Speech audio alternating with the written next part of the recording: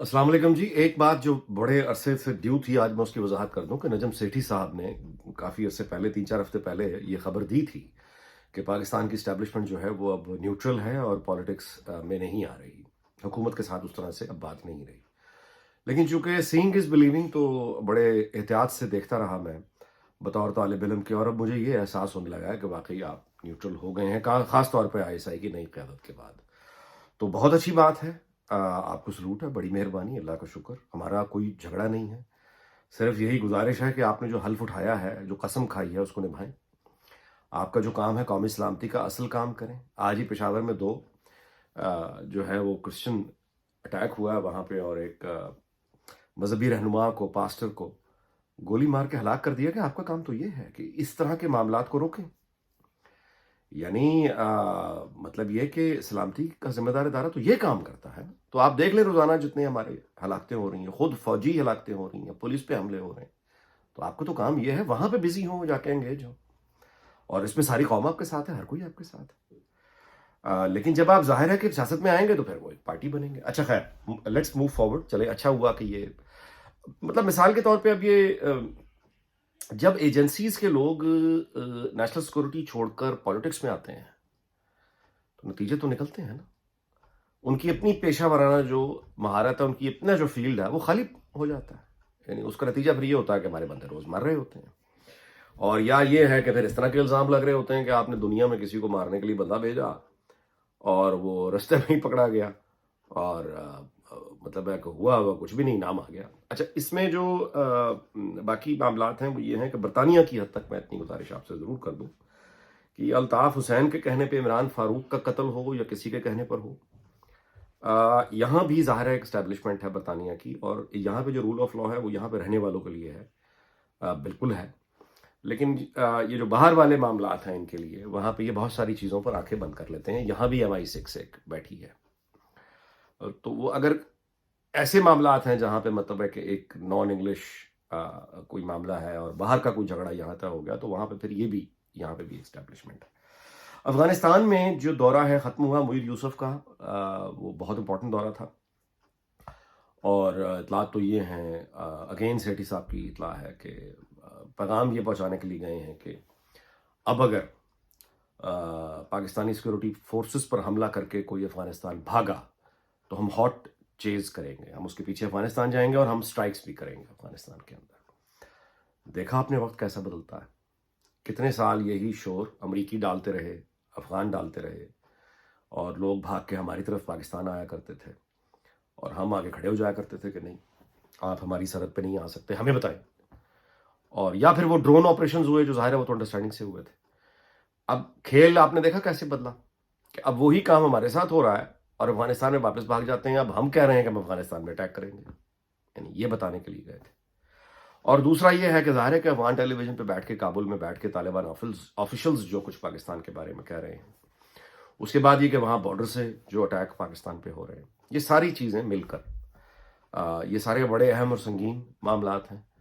तो इस पर गुफ्तगू हुई, और मुईद यूसुफ ने और वो जो एम्बेसडर साहब हैं, उन्होंने वो एक पढ़ी पढ़ाई सरकारी 60 साल से एक प्रेस रिलीज पड़ी हुई है, उसी पे नाम बदल के, डेटें बदल के इशू कर देते हैं। वो ही एक इशू हो गई है कि बड़ा कामयाब दौरा रहा और बड़ी दोनों मुल्कों के ताल्लुकात बड़े अच्छे होंगे, ब्ला ब्ला ब्ला।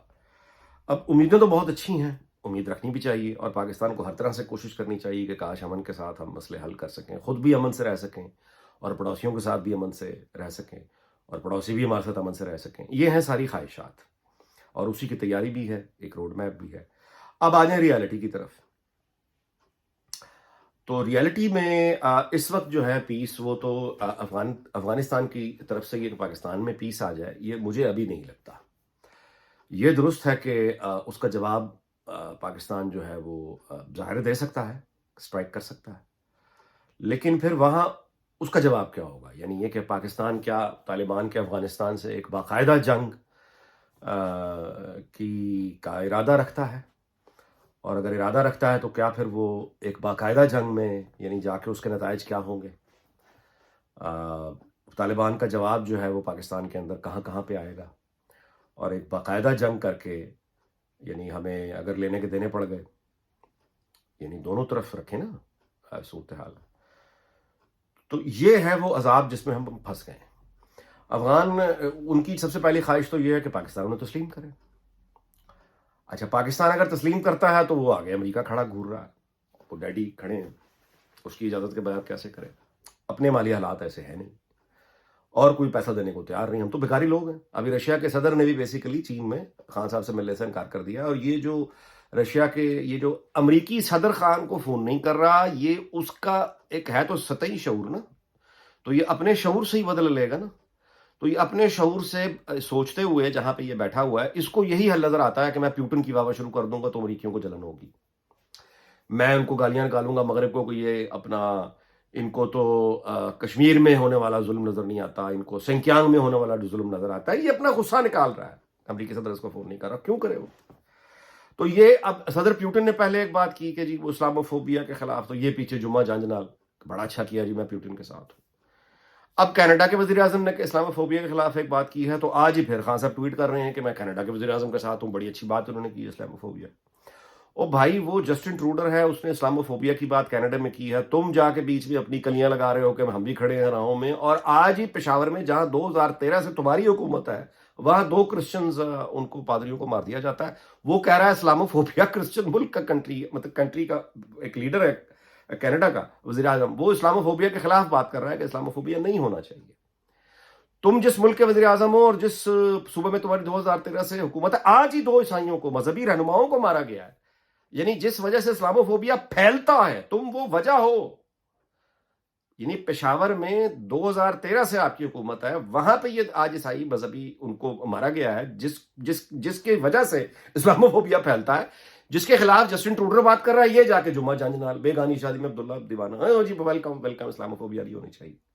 آپ اپنی گورننس اگر بہتر کرتے, لا اینڈ آرڈر بہتر کرتے, کوئی انسان کا بچہ پختونخوا کا وزیر اعلیٰ بنایا ہوتا, کوئی پولیس میں اصلاحات لے کے آئے ہوتے جس کی باتیں کرتے تھے, اگر واقعی وہاں کی پولیس اچھی ہوتی, واقعی وہاں پہ جو سیکورٹی کے ادارے ہیں ان کو مضبوط کیا جاتا, ایک مضبوط حکومت ہوتی, تو آج لا اینڈ آرڈر کا یہ حال نہ ہوتا. اور جب لا اینڈ آرڈر تم کنٹرول میں لے کر آ جاؤ گے, یہ قتل عام بند ہونا, یہ جو سیالکوٹ میں قتل ہو رہے ہیں, یہ جو عیسائی مذہبی رہنماؤں پہ قتل ہو رہے ہیں, جب یہ قتل ہونا بند ہوں گے نا سڑکوں پہ, تو دنیا میں اسلاموفوبیا خود بخود ختم ہو جائے گا. اور اسلاموفوبیا اگر ہوگا تو پھر وہ کوئی بوکو حرام کے حوالے سے یا سیریا کے حوالے سے ہوگا, پاکستان کے حوالے سے نہیں ہوگا. تو آپ کے بیانات اور ٹویٹری بیانات سے کوئی فرق نہیں پڑتا کہ آپ کیا باندھ دے رہے ہیں اور کس کے ساتھ اپنی زبان سے آواز ملا رہے ہیں. اعمال ہوتے ہیں, ایکشنز ہوتے ہیں جو دنیا دیکھتی ہے.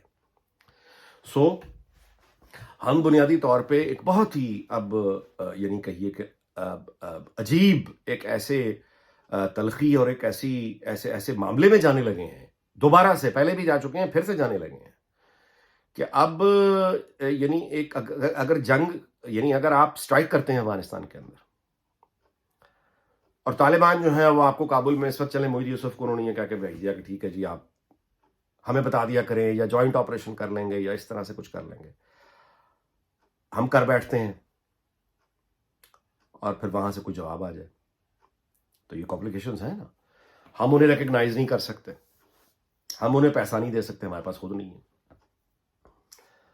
اوپر سے کس طرح سے فیسیلیٹیٹ کریں, ہماری کوئی حیثیت اس طرح سے ہے نہیں. ہم تو بھیک ہی مانگ سکتے ہیں نا, خان صاحب بھیک مانگ رہے ہیں, ان کے پاس تو دوسرا طریقہ کوئی ہے ہی نہیں, پروڈکٹیوٹی کا تو طریقہ ہی نہیں ہے, وہ تو بھیک ہی مانگ سکتے ہیں. اپنے لیے بھی مانگ رہے ہیں, تمہارے لیے بھی مانگ لیں گے, لیکن وہ بھیک اب ہمیں کوئی دینے کے لیے تیار نہیں. تو افغانستان کو اگر انہوں نے بھیک دینی ہے تو وہ خود دیں گے نا. یہ جو ہم چاچے مامے بن کے بیٹھے ہیں افغانستان کے, وہ دنیا پہلے یہ تو ہمیں ذرا بتا دینا کہ تم چاچے مامے ذرا بیٹھے ہو, تمہارا مسئلہ پہلے ذرا افغانستان کے ساتھ حل کر لیں.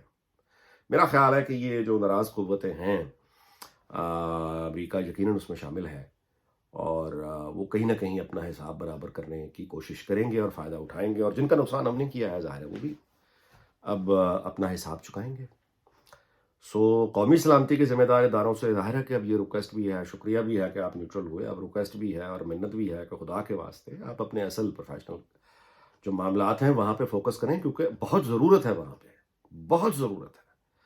اور یہ ماضی کی جو غلطیاں جن لوگوں نے بڑی ایل پلاننگز کی ہیں, عجیب و غریب اور پکڑے گئے رنگے ہاتھوں, اس طرح کے لوگوں کا مطلب آپ کے ادارے کا جو بھی پروسیس ہے, اس طرح کے لوگوں کا کوئی یعنی کوئی ان کو شو کاز جاری کریں, کوئی سسپینشن ان کی ہو سکتی تو کریں, ان کی نااہلی پر ان کے مقدمے چلنے چاہیے کہ یہ کس طرح کے آپ یعنی عجیب و غریب, میرا مطلب ہے پلاننگ جس کا نہ کوئی, یعنی قومی وسائل اس لیے ہیں کہ وہ جو ایک اٹھ کے ڈیسیڈنٹ پاکستان کا آپ کا سیاسی مخالف ہے اور وہ یورپ میں جا کر رہتا ہے, یار آپ اس کو مارنے کے لیے بندے بھیج رہے ہیں, آپ محمد بن سلمان ہیں، آپ بادشاہ ہیں.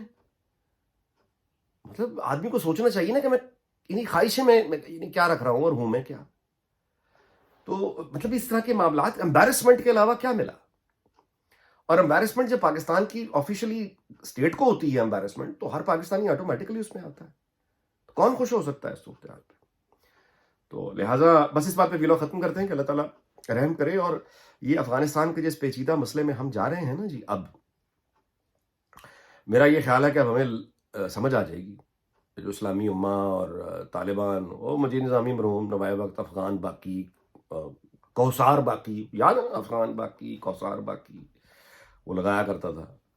اور وہ اب ان سے کر لے لڑنے کے لیے تیاری. لیکن مصیبت یہ ہے کہ جو فوجی جوان ہم نے تیار کیا ہے 74 سال سے، وہ تو تیار کیا ہے انڈیا سے لڑنے کے لیے، ہندو سے لڑنے کے لیے. اب جس کو آپ اپنے سپاہی سے لڑا رہے ہیں، نہ وہ ہندو ہے نہ وہ انڈین ہے، وہ افغان ہے اور مسلمان ہے. اب کیا کریں گے؟ اس لیے دنیا بھر میں جو فوجیں ہیں وہ ہمیشہ نیشنل فرنٹیئرز کے پروٹیکشن کے لیے ہوتی ہیں. نیشن سٹیٹ کا مطلب یہ ہوتا ہے کہ فوج نے نیشن سٹیٹ کی سرحدوں کی نگرانی کرنی ہے بس. کوئی بھی فوج دنیا کی جب وہ فزیکل ایکچوئل بارڈرز سے کی نگرانی سے بڑھ کے آگے آ جائے اور وہ یہ کہے کہ میں نے تو آئیڈیالوجی نظریے کی جو نظریاتی سرحد ہے، آئیڈیالوجیکل فرنٹیئرز، ان کی حفاظت بھی کرنی ہے. اچھا پھر وہ جو اکنامک فرنٹیئرز ہیں ان کی حفاظت بھی کرنی ہے، تو پھر اس کا مطلب یہ ہے کہ اکنامک فرنٹیئرز اور آئیڈیالوجیکل فرنٹیئرز یہ تو کوئی چیز ہی نہیں ہے حقیقی دنیا کی. اس کی حفاظت آپ نے کیا کرنی ہے؟ جو ایکچولی حفاظت ہے وہ بھی نہیں آپ کر پائیں گے، جس کے ثبوت ہر روز آ رہے ہیں. تو اللہ تعالیٰ ہم سب کی مشکلیں آسان کرے اور کوئی راستہ دکھائے کہ ہم امن سے رہ سکیں. آپ کا بہت بہت شکریہ. اللہ حافظ.